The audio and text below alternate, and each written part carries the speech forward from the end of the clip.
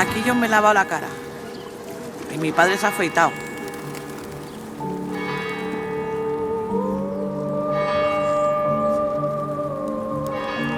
A ver, yo he estado durmiendo con mis padres. Yo tenía 15 años, mis padres eran mayores. Estaban pendientes más de mí que de ellos. Yo he llegado a llegar hasta fumarme colillas de la calle. No pedí dinero porque yo pedí dinero no. Pero para ir a buscarte un bocadillo tienes que suplicar y todo. Eso es para una mujer, para unas mujeres que duerman en la calle, es lo peor que hay. Vale, un hombre se busca la vida como sea, pero una mujer no. Una mujer ya te expones a vender tu cuerpo o hacer mil cosas.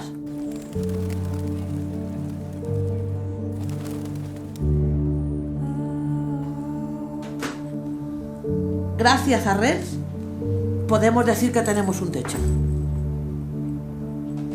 ¿Qué he ganado? Pues todo lo que había perdido. Mi higiene personal, mis comidas, ducharme casi todos los días, abrir mi casa y poder ver,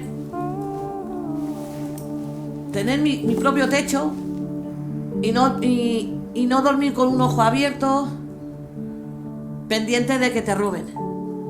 Lo que he cambiado ha sido esto. Me ha hecho cambiar esto. Y este es el rincón mío. De aquí no me muevo hasta que no me voy a dormir.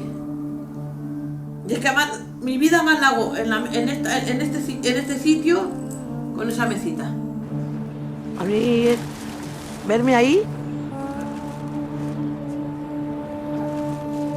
es verme encerrada por vida en la calle. Pero en el sentido que con más felicidad, que he podido salir yo de la calle. Que se puede, si quieres, claro. Inma, si me sigues, encontrarás una ayuda. Te puede dar una paga, una ducha, una casa para ti, para que tengas tus cosas.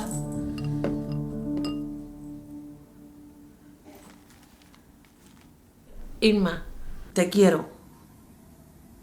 Cuídate y lucha por tus fuerzas y tus valores. Que eres joven y tira para adelante.